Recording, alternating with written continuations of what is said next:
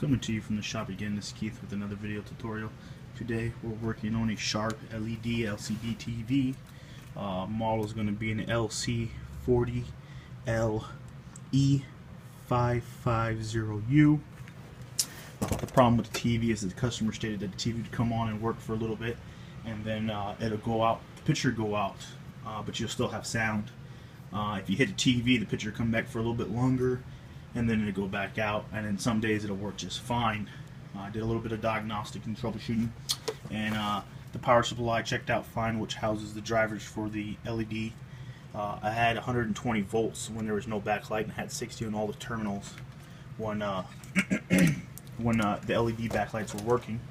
So I basically pulled the panel off of it, pulled the plastic covers, all the sheathing and all that other good stuff off, and come to find out, after I did all of that, there's a bad solder connection on this LED driver right here.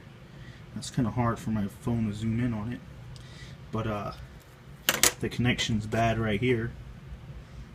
It's got a bad solder joint. I like to show it to you, but my phone just won't autofocus when once you're recording. For whatever reason, it won't autofocus, but it's got a bad solder spot there. And what you're going to want to do is, of course, you're going to want to repair that solder connection, but you're going to want to go through and check that all these ones are good as well, and then make sure these are good here, because you don't want to have to pull this back apart again, because you're working with a really thin panel here, and it can break real easy. I'm not exactly supporting it the way it should be supported, but you know, I'm working with what I got at the current moment.